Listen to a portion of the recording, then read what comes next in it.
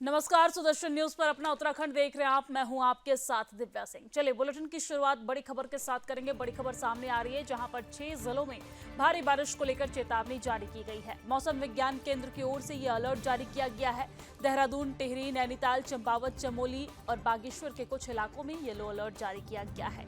आपको बता दें कि मौसम वैज्ञानिक ने लोगों को हिदायत दी है। बारिश में संवेदनशील इलाकों में सतर्क रहने की हिदायत मौसम वैज्ञानिकों की तरफ से दी गई है। मौसम वैज्ञानिकों ने संभावना जताई है कि आगामी दिनों में कई जिलों में तेज बारिश हो सकती है। बड़ी जानकारी हम आप तक पहुंचा रहे हैं, जहां पर मौसम वैज्ञानिकों ने कई जिलों में तेज बारिश को लेकर आशंका जताई है। साथ ही साथ आपको बता दें कि कई जिलों में बारिश को लेकर येलो अलर्ट जारी भी किया गया है।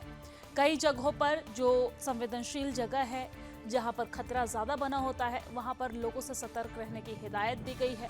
यानी कि मानसून के सक्रिय होते ही पहाड़ों की जो स्थिति है वो दयनीय हो जाती है। लगातार बारिश के बाद कई जगहों से भयावह तस्वीर निकलकर सामने आती है और ऐसे में ये स्थिति शासन के लिए, प्रशासन के लिए काफी चुनौतीपूर्ण होता है। आपदा प्रबंधन विभाग के लिए भी काफी चुनौतीपूर्ण होता है और इसी को लेकर मौसम वैज्ञानिक भी लगातार अलर्ट मोड पे रहते हैं, स्टैंड बाई मोड पे रहते हैं।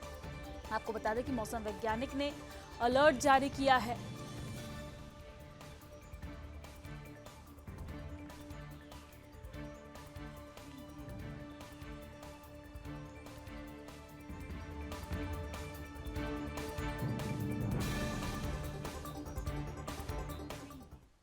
और चलिए अब आगे बढ़ते हैं। मुख्यमंत्री पुष्कर सिंह धामी ने उत्तराखंड पूर्व सैनिक संगठन ने दून सैनिक इंस्टीट्यूट गढ़ी कैंट देहरादून में आयोजित आभार एवं संवाद कार्यक्रम में प्रतिभाग किया है। पूर्व सैनिक संगठन के अधिकारियों और सैनिकों के साथ वीरांगनाओं ने मुख्यमंत्री धामी की कारगिल विजय दिवस के अवसर पर राज्य में बलिदानी सैनिकों को मिलने वाली अनुदान राशि 10 लाख रुपए से बढ़ाकर 50 लाख रुपए किए जाने और बलिदानी सैनिकों के परिजनों को सरकारी नौकरी के लिए आवेदन करने की अवधि को 2 साल से बढ़ाकर 5 वर्ष किए जाने की घोषणा प्रति आभार व्यक्त करते हुए उन्हें सम्मानित भी किया गया है।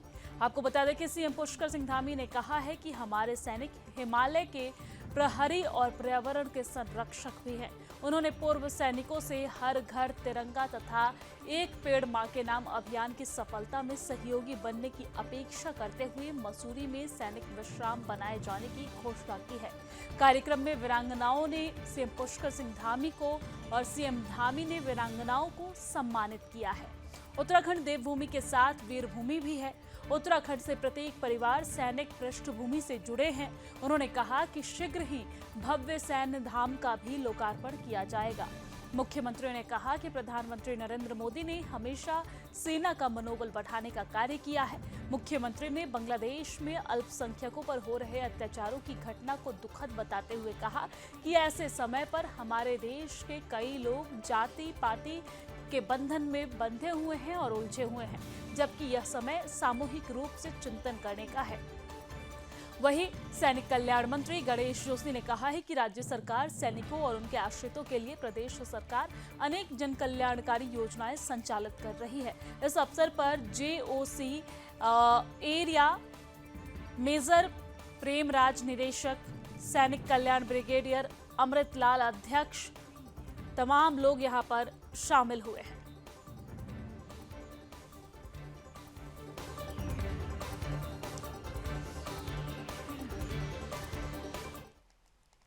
और चलिए आगे बढ़ते हुए बात देहरादून की करते हैं। देहरादून में आज हर घर तिरंगा अभियान के तहत खेल मंत्री रेखा आर्य की अगुवाई में गांधी पार्क से परेड ग्राउंड स्टेडियम तक तिरंगा यात्रा का आयोजन हुआ है, जिसमें खेल सचिव, खेल निदेशक के साथ सैकड़ों छात्रों और पीआरडी के जवान मौजूद रहे हैं।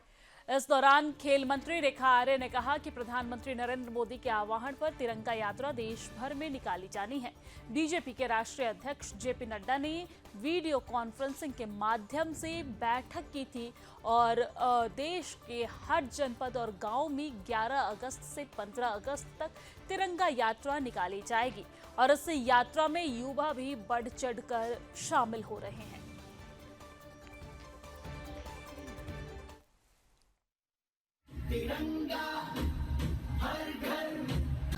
प्रधानमंत्री जी के आह्वान पर पूरे देश भर में यह यात्रा निकाले जा रही हैं और निश्चित रूप से हमारे राष्ट्रीय अध्यक्ष जेपी नड्डा जी ने भी इसके लेकर एक बैठक बीच में आहूत की थी और जिसे 11 तारीख से 15 तारीख तक हर जनपद में हर गली मोहल्ले में जो है यात्रा निकलनी है।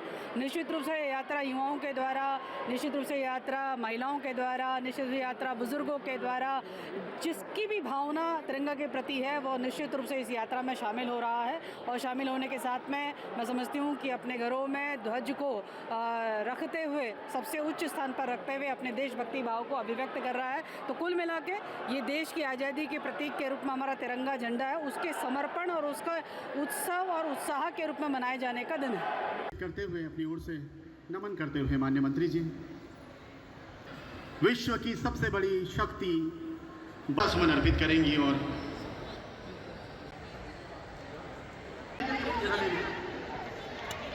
आपके जोश को जज्बे को नगर के बहुत सारे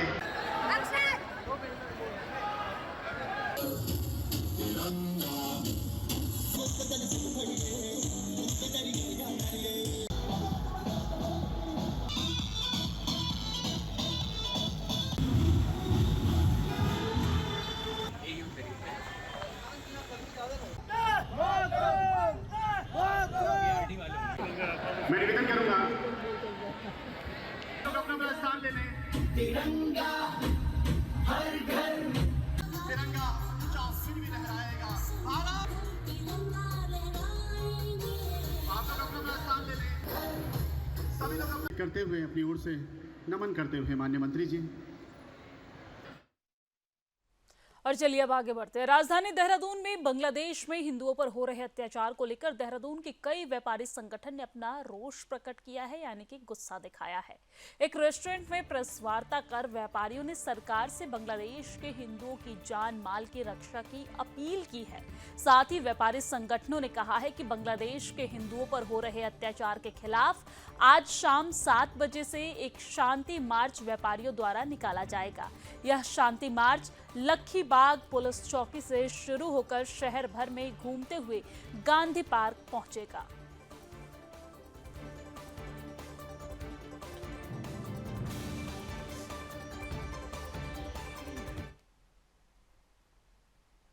जो भी बांग्लादेश में पिछले 5-6 दिन से जो भी घटनाक्रम चल रहा है, उससे हम सभी हिंदुस्तानी बहुत क्षुब्ध हैं। अगर मैं सही मायने में कहूँ, जो हिंदुस्तानी है वो क्षुब्ध है। बाकी जो लोग हैं उनका मुझे पता नहीं, जैसे कि बहुत सारे हमारे बीच में बुद्धिजीवी हैं जो बहुत समझदार हैं या समझदार समझते हैं, वो क्या करते हैं, क्या सोचते हैं, उनका वो जाने। लेकिन हम लोग बहुत क्षुब्ध हैं, बहुत परेशान हैं और हम ये नहीं समझ पा रहे कि हम करें कैसे अपने हिंदू भाइयों की, बांग्लादेश में जिनके साथ बहुत भारी अत्याचार या जो बहुत भारी निर्मम जो इनकी हत्याएं जिस प्रकार से की जा रही हैं, उसको हम कैसे ठीक कर पाएँ, ये हम लोग समझ नहीं पा रहे। इसलिए हमने बहुत सोच समझ के, बहुत मंथन करने के बाद में इसको फैसले को लिया कि कल को दिनांक 12 अगस्त 2024 को हम शाम को 7 बजे लखीबाग पुलिस चौकी से एक शांति मार्च हम शुरू करके और गांधी पार्क पे अपना मार्च जो है ख़त्म करें। उस तरह से कहीं ना कहीं अपनी तरफ की भावना, अपनी तरफ की जो हमारी अभिव्यक्ति है, जो हमारा आक्रोश है, जो हमारी शुभता है, वो हम कहीं ना कहीं उसको दर्शा सकें। अपने वहाँ के हिंदू भाई बहनों को अपनी संवेदनाएं हम पहुँचा सकें कि हम सब आपके साथ हैं।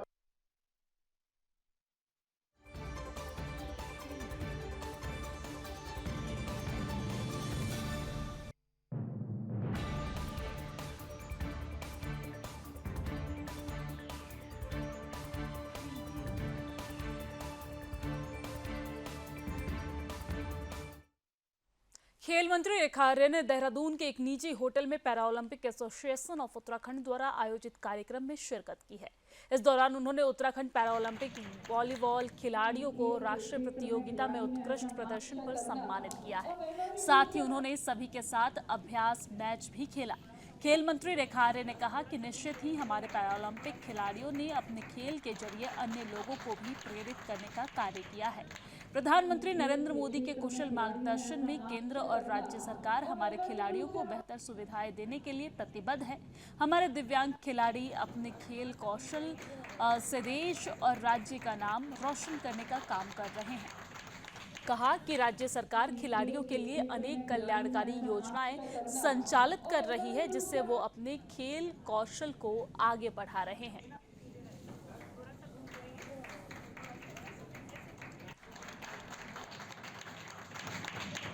देखिए, आज para Olympic association of Uttarakhand के तत्वाधान में पैरा एसोसिएशन वॉलीबॉल का जो हमारे खिलाड़ी रहे हैं, आज उनको जो अंतर्राष्ट्रीय स्तर पर हो, राष्ट्रीय स्तर पर हो, मेडल लेकर आए हैं, उनको आज सम्मानित किया गया है। निश्चित रूप से पैरा खिलाड़ियों की बहुत सारी चुनौतियां होती हैं, उससे एसोसिएशन ने बहुत हद तक हमें अवगत भी कराया है।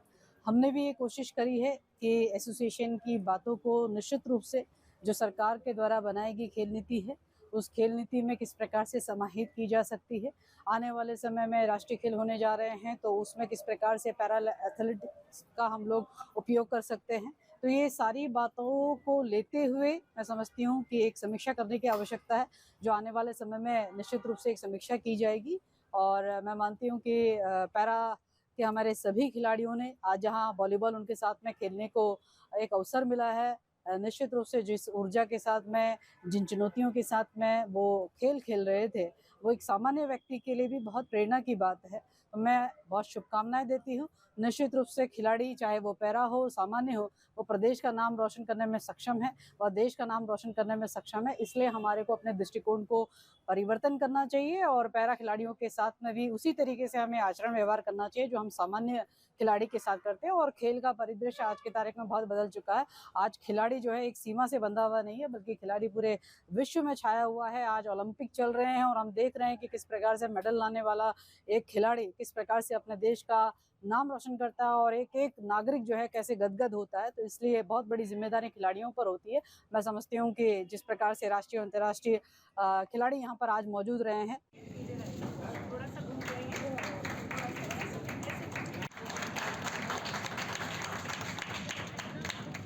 खेल के क्षेत्र में खिलाड़ियों ने ऐसा नाम रक्षा करना और व्यवहारिक रूप से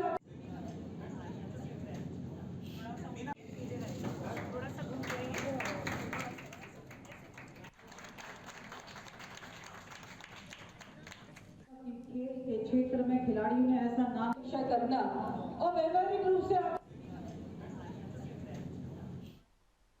और चलिए आगे बढ़ते हुए बात हल्द्वानी की करेंगे। हल्द्वानी में गौमूत्र टैंक में गिरने से पति और पत्नी की दर्दनाक मौत हो गई। पूरा मामला मुखानी थाना क्षेत्र के अंतर्गत बिठोरिया नंबर 2 का बताया जा रहा है, जहां पर बदायूं निवासी 40 वर्षीय मटरूलाल गौमूत्र टैंक को साफ करने के लिए उतरा तो अचानक टैंक के अंदर ही बेहोश हो गए। ये देखकर मटरू की पत्नी 35 वर्षीय रानी टैंक में चली गई और पति को बाहर निकालने लगी, लेकिन टैंक के अंदर गैस से दम घुटने की वजह से दोनों की मौत हो गई है। सूचना मिलने पर मुखानी थाना पुलिस भी मौके पर पहुंची। फिलहाल पुलिस ने दोनों का पंचनामा भर दिया है। दोनों पति पत्नी और बदायूं उत्तर प्रदेश के रहने वाले बताए जा रहे हैं और जगदीश जोशी की गौशाला में वो कई सालों से काम कर रहे थे। गौमूत्र टैंक के गैस में दम घुटने से मौत हो गई है। सिटी मजिस्ट्रेट AP वाजपेयी ने बताया है कि टैंक में गिरने से दोनों पति पत्नियों की मौत हो गई है। दोनों के शवों को पोस्टमार्टम के लिए भेज दिया गया है। पुलिस ने पूरे मामले की जांच भी शुरू कर दी है। खर्चा बहुत है ना, अब ऐसे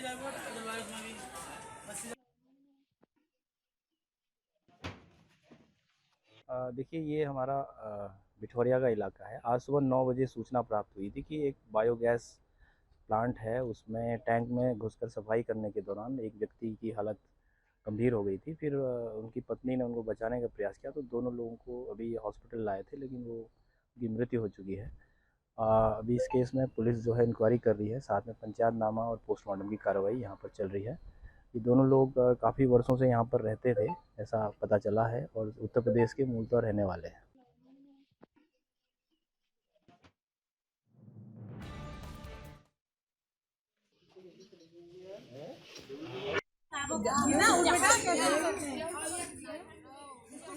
वर्षों से पति पत्नी काम करते थे, जिसके बाद गौमूत्र टैंक में घुसकर पति जैसे ही सफाई कर रहा था, लेकिन गैस बनने की वजह से वो बेहोश हो गया और जिसे देखने के लिए बाहर निकालने के लिए पत्नी अंदर गई तो वो भी उस दौरान वहां पर बेहोश हो गई और दोनों की मृत्यु हो गई है। मामले की जांच जारी है।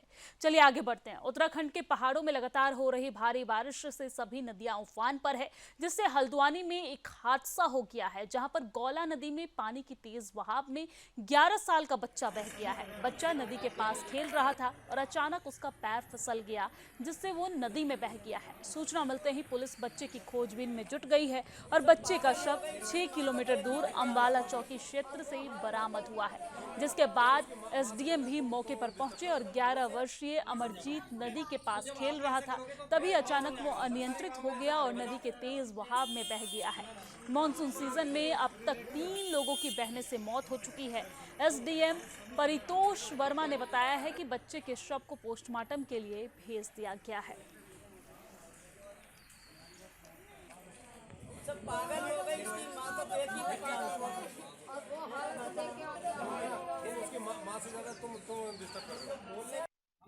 वर्षीय एक बच्चा है जो राजपुरा के पास से बह गया है और संज्ञान में यह है कि कहीं ठोकर लगने के कारण नदी में गिर गया और उस कारण बह गया। इसके जो शव है वो बरामद कर लिया गया है आंवला चौकी के पास से और फिलहाल पोस्टमार्टम में पंचायतनामे की कार्रवाई की जा रही है। मुआवजे को लेकर भी देखिए, मुआवजे को लेकर अभी पूछताछ की जा रही है। यदि दैवीय आपदा में कवर होगा तो निश्चित रूप से मुआवजा दिया जाएगा।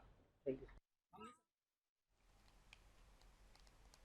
और चलिए आगे बढ़ते हैं। मौसम विभाग ने अलर्ट जारी किया है। आपको बता दें कि बारिश को लेकर मौसम विभाग ने अलर्ट जारी किया है। विकासनगर के कुछ गांवों की सड़कें जलमग्न हैं और ये तस्वीर आप देखिए, जहां पर मौसम के सक्रिय होने के बाद स्थिति किस तरह की देखने को मिल रही है। विकासनगर के कुछ गांवों की सड़कें जो है वो पूरी तरीके से जलमग्न हो गई है, जैसा कि आप तस्वीरों में भी देख रहे हैं। शिमला बाईपास के पास सड़क पर पानी आया। कल्याणपुर शाहपुर सड़क की आवाजाही घंटों बंद रही। आदूवाला गांव की सड़क में पानी से आवाजाही पूरी तरीके से बंद है। राहगीरों को घंटों तक परेशानियों का सामना करना पड़ा।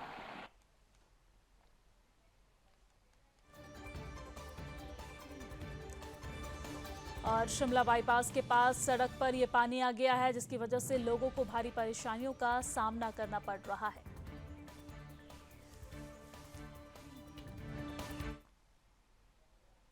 और चलिए अब आगे बढ़ते हुए बात पहाड़ों की रानी मसूरी की करेंगे। पहाड़ों की रानी मसूरी में लगातार हो रही बारिश से जनजीवन अस्त व्यस्त हो गया है। मसूरी खट्टा पानी में भारी भूस्खलन होने से आने जाने वाले मार्ग पूरी तरीके से बंद हो गया है, जिससे लोगों को काफी दिक्कतों का सामना करना पड़ रहा है। वहीं मसूरी के कई नाले उफान पर देखे गए हैं। मसूरी झील से ऊपर प्राकृतिक सौत्र पर लोगों ने सीवरेज छोड़ दिया है, जिससे झरना पूरी तरीके से प्रदूषित हो गया है। दूसरी ओर मसूरी के कई जगह मुख्य नाले और नालियां बंद दिखे, जिससे सड़कों पर जलभराव की स्थिति देखने को मिल रही है और जिस कारण से लोगों को भारी दिक्कतों का सामना भी करना पड़ रहा है। माल रोड पर भी कई जगह जलभराव की स्थिति देखने को मिल रही है। स्थानीय लोगों ने बताया है कि बारिश होने पर लगातार माल रोड पर कई जगह पर जलभराव की स्थिति पैदा हो रही है और कई बार इसको लेकर लोक निर्माण विभाग के अधिकारियों को जानकारी भी दी गई है, परंतु जलभराव को लेकर कोई भी सकारात्मक कदम नहीं उठाया जा रहा है। वहीं मसूरी पेट्रोल पंप के पास नाली बंद पड़ी है। कुछ लोगों द्वारा नालियों पर अतिक्रमण कर दुकान बना दी गई है, जिसकी वजह से पानी की निकासी न होने के कारण पानी सड़कों पर भर रहा है और जिससे लोगों को खासी परेशानियों का सामना भी करना पड़ रहा है। बरसात का पानी लोगों के घरों में घुस रहा है। एसडीएम मसूरी डॉक्टर दीपक सैनी ने कहा कि मसूरी के बंद पड़े नाले और नालियों पूर्व में ही खुलवा दिया गया है, परंतु अभी भी कुछ नालों और नालियों की बंद होने की सूचना मिल रही है, जिसको खुलवाए जाने को लेकर संबंधित विभाग के अधिकारियों को निर्देशित भी कर दिया गया है।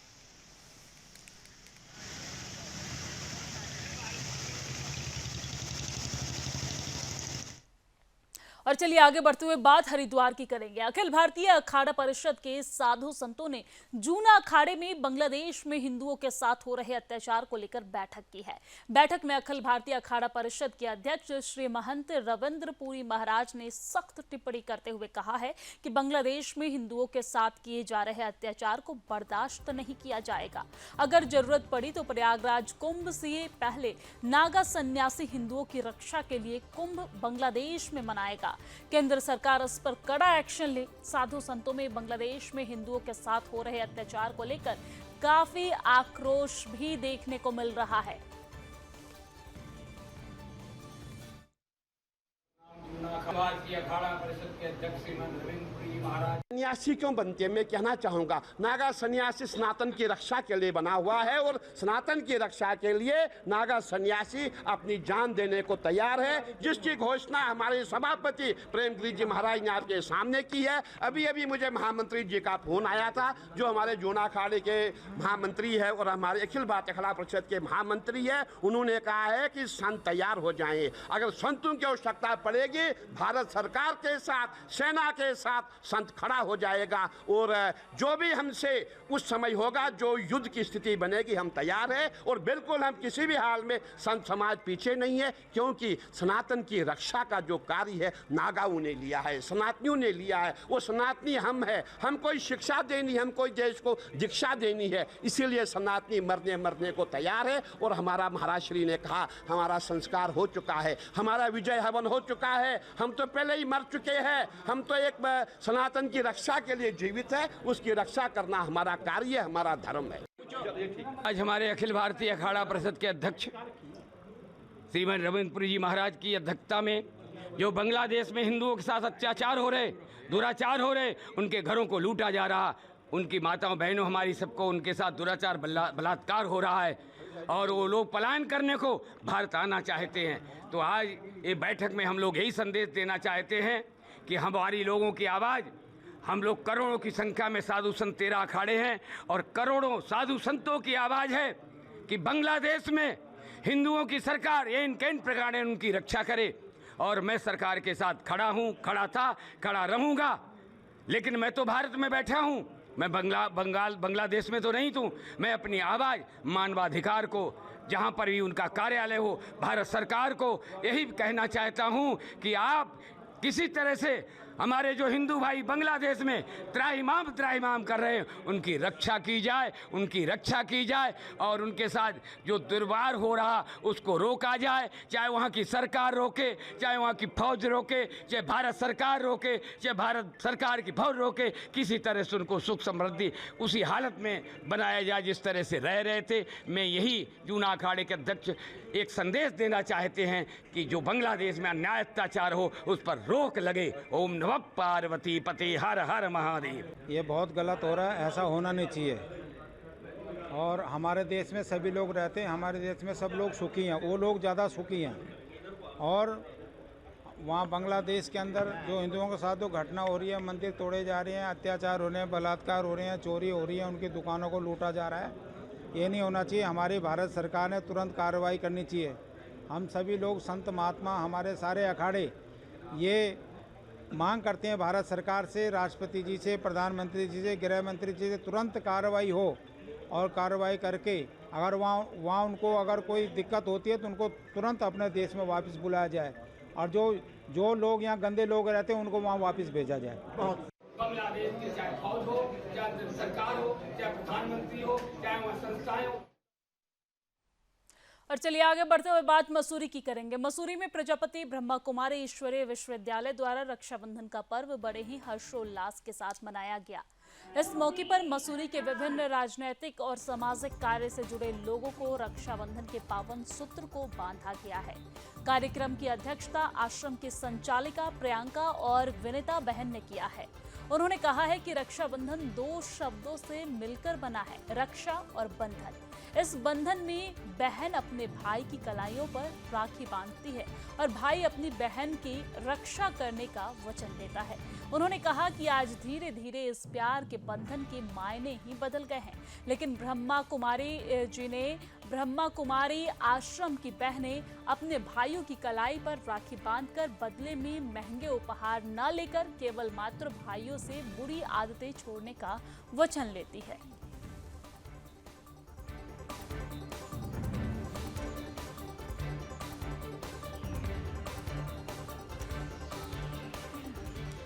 तो ये तस्वीर मसूरी से हम आप तक पहुंचा रहे हैं, जहां पर ब्रह्मा कुमारी की बहनों ने मसूरी में रक्षाबंधन का त्यौहार बड़े ही हर्षोल्लास के साथ मनाया है। और ये तस्वीर मसूरी से आपके टीवी स्क्रीन पर, जहां पर कार्यक्रम की अध्यक्षता आश्रम की संचालिका प्रियंका और विनीता बहन ने किया है। उन्होंने कहा है कि रक्षाबंधन दो शब्दों से मिलकर बना है, रक्षा और बंधन। इस बंधन में बहन अपने भाई की कलाई पर राखी बांधती है और भाई अपनी बहन की रक्षा करने का वचन देता है।